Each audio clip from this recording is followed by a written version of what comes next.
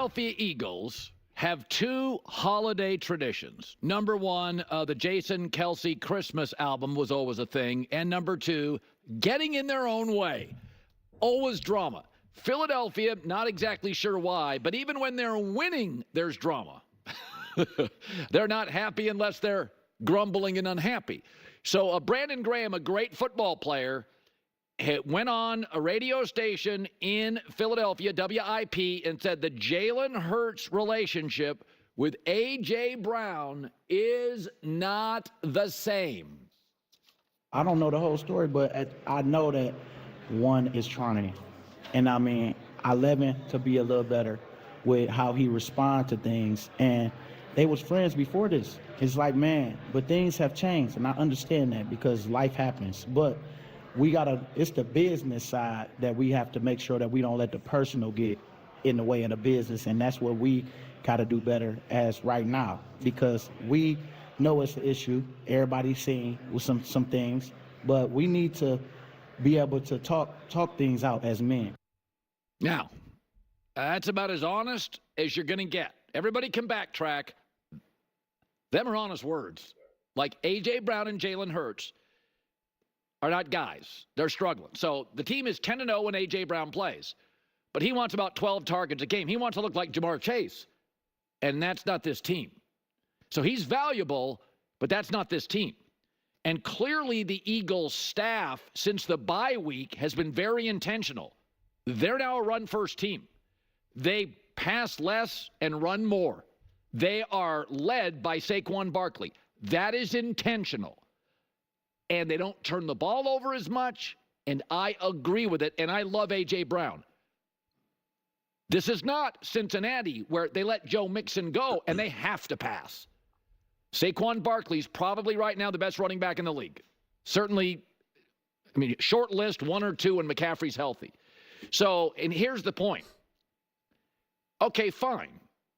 But Nick Sirianni doesn't deal with personnel. That's Howie Roseman, the great GM. He doesn't call plays. This is Nick Sirianni's job. He's got no other job. He doesn't own, he doesn't run, he doesn't draft, he doesn't call plays, he doesn't worry about the defensive side. What does Nick Sirianni do? This is his task, to make the locker room work. So, I mean, in this current structure in Philadelphia, they've taken everything away from him other than motivation and the culture. Okay, your culture's got a ding to it. And again, Philadelphia is very unique. When teams win 8 or 9 straight games, it erases all the nonsense. But A.J. Brown is verbal. Now, let me just say this. Mike Tomlin with George Pickens just sat him down and said, grow up.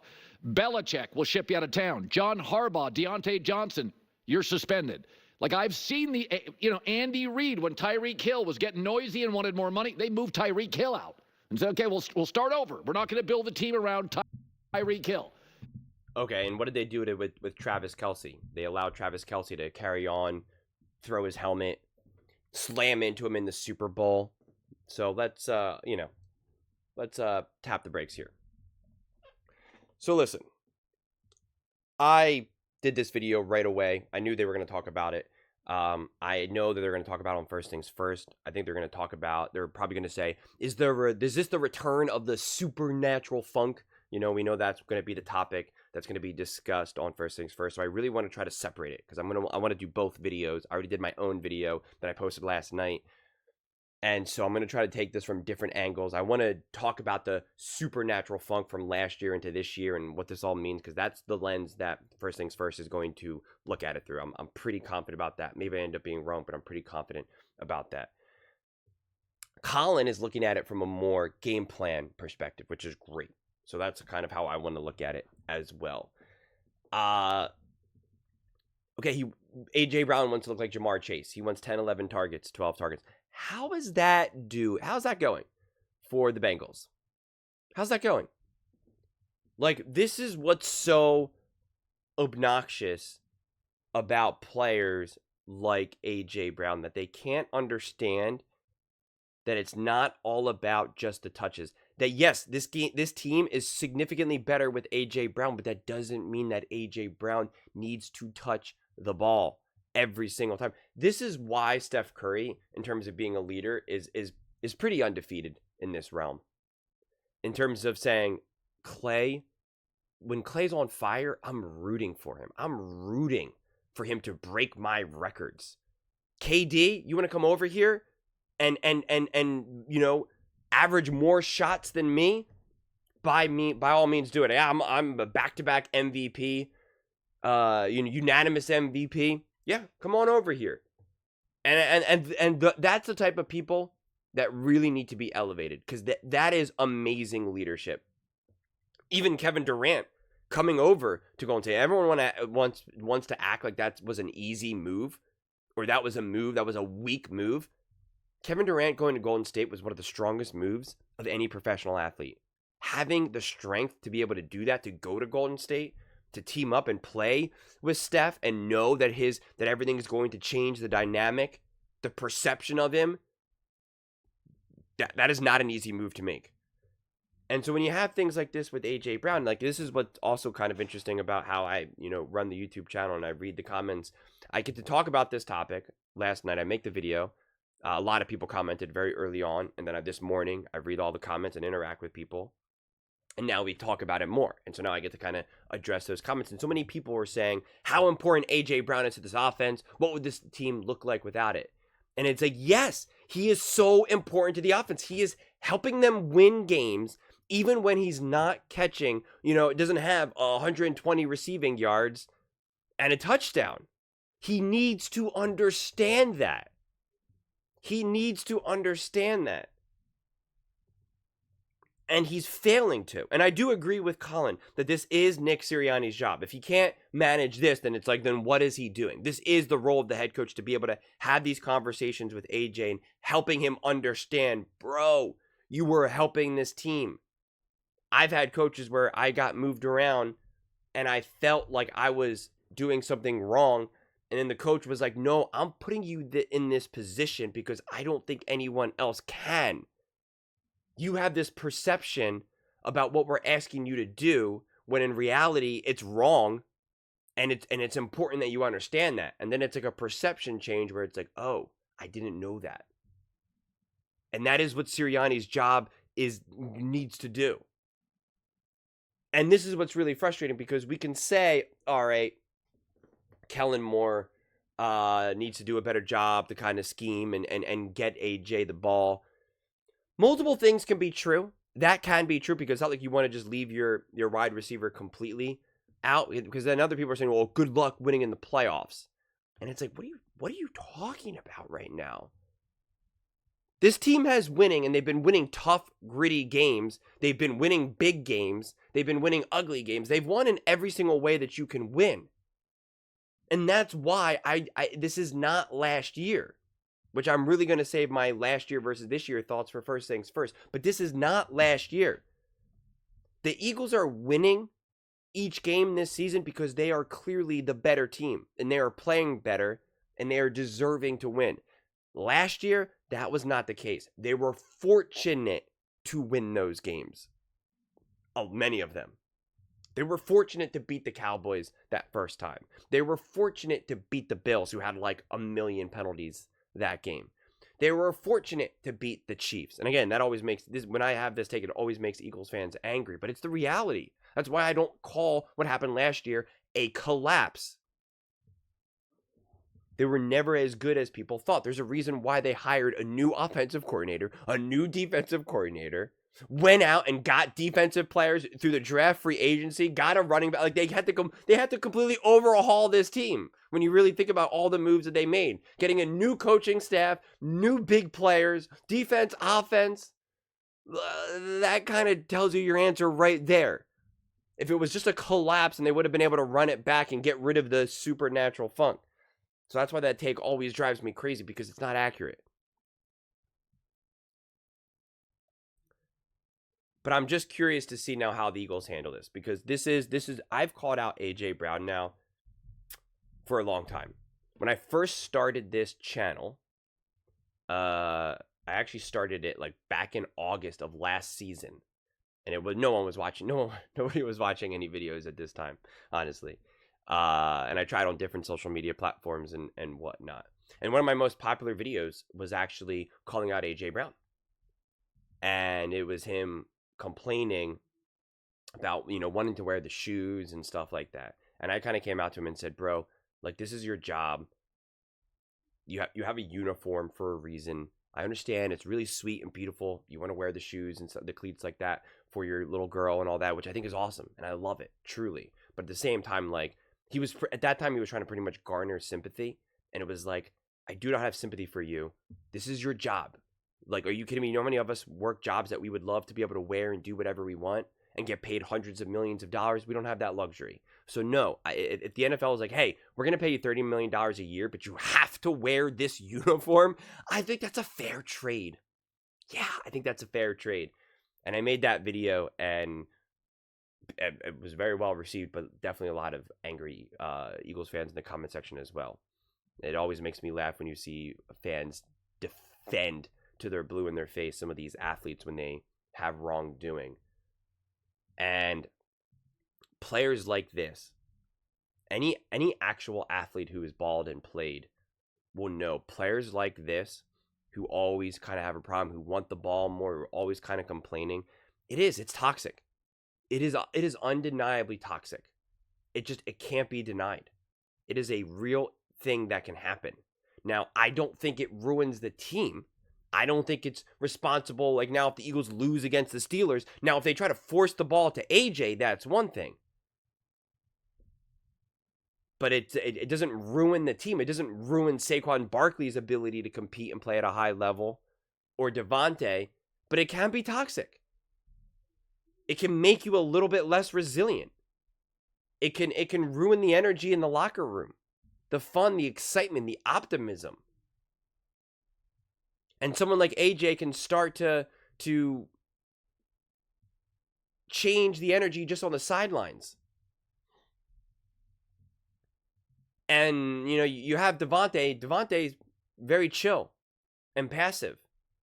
And then you have AJ kind of talking to him and saying, hey, man, this isn't good. Our passing game's not good, this, that, and the third. Riling up now Devontae. And then that's when things can kind of start to spiral. And then another person said, well, AJ needs to speak up. Everything he said is right. It doesn't matter if you're right or wrong. This is not the conversation that you have with the media. You have the conversation with Kellen Moore, with Sirianni, with the other coaches. You have the meeting privately, not publicly. That's why you get paid $30 million. That's what the money's for. To be a man. And Brandon Graham, now Brandon Graham's walking back what he said, but we know what he said was right. Now he got pressure to walk it back and say, oh, I was confused. I was mistaken. No, you're not. There's no chance that Brandon Graham is mistaken. He's been there forever. He knows exactly. There's no secrets in the locker room. Anyone who's been in locker rooms know. There's no secrets. None. None. You know everything that's going on in there, okay? You know everything that's going on. Things that you wish you didn't know. Things that you're like, do I share this with other people? I don't know.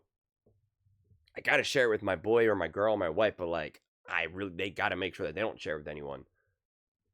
Greg Jennings kind of had a good take about that before, where he talks about what you say publicly and stuff like that, even in the locker room, and what you tell your girl privately.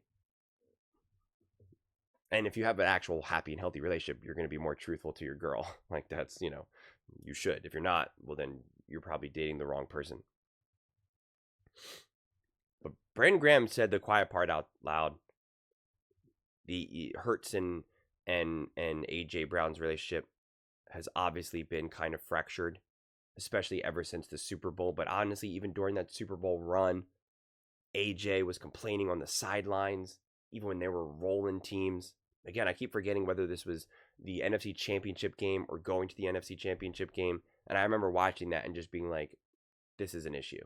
How are you complaining and crying? You need now multiple players and coaches to console you while you're literally on the path to a Super Bowl and you're rolling a team. It's not about you. We've evolved in the NFL and professional sports in general, but definitely in the NFL, where we used to think quarterbacks could only play one way. Certain personalities were really elevated and praised. And now the NFL really gravitates towards some of these nicer people like the Mahomes. Mahomes is obviously really popular because he's winning all these rings and stuff like that. But he's also like a more charming, charismatic person, right? He's not tough and rough and gruff. And that adds to it. It's why Travis Kelce is a lot more famous. I mean, granted, obviously the whole thing with the pop star and all of that doesn't hurt. But it's just we see different personalities in media and popularity now than we once upon a time did 10, 15, 20 years ago. And really the last mover is this whole diva wide receiver thing. And we see, and that's why I think CeeDee Lamb's like kind of worth his weight is worth his weight in gold. Same thing with Devontae. Is having these big wide receivers not cause problems. Because even Justin Jefferson at any moment is like ready to explode. And I love Justin Jefferson. I love him. Amon-Ra St. Brown is another great example of someone who's got a great head on his shoulder. And I just think hopefully within the next 5-10 years, this whole diva wide receiver thing, we move beyond it. Because it just never goes well. And it's just like the fact that you can get paid all that money and still kind of act like this and cause these types of issues is kind of wild. Because then someone said, what's wrong? He wants to earn the money that he made. And it's like he is earning the money by helping this team, number one. And number two, part of earning the money is not causing firestorms like this. Is saying the right thing. And then someone tried to use his mental health as kind of like, you know, an excuse for this. And I'm very sympathetic. Truly, I was a therapist. I got my own mental health stuff, so like I get it. But that doesn't explain it either. Okay? We can't use that either. So, yeah. Again, to be very clear, I'm not saying this is like red alert.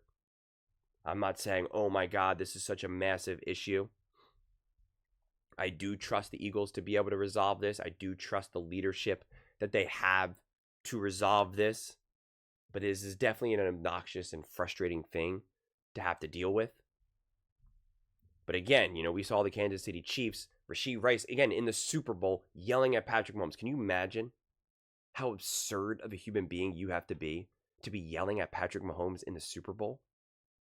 Do you understand how insane that is? Do you know how insane it is for Travis Kelce to run and yell and slam his body into Andy Reid at the Super Bowl? You know how insane that is? That's insane. That is absurd. No, it's not competitive spirit and they just care so much. No, it's stupidity. It is the true definition of stupidity. And if they lost that Super Bowl, that's all anyone would have talked about. And we know Rashee Rice doesn't make the best decisions. We got some pretty concrete evidence of that.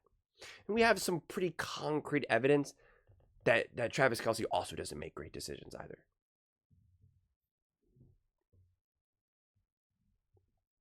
So I'm excited to see how the Philadelphia Eagles handle this, honestly. And they got a big game against the Steelers. They are still competing for that number one seed. Having the number one seed, getting that bye, getting home field advantage. It's starting to get really cold in the East Coast. Philadelphia, if it's going to be 30 degrees, night game, that's going to benefit the Eagles versus the Lions. We know that. That will be a legitimate advantage. So it is all hands on deck. The Cowboys are still a feisty team. They got to play them.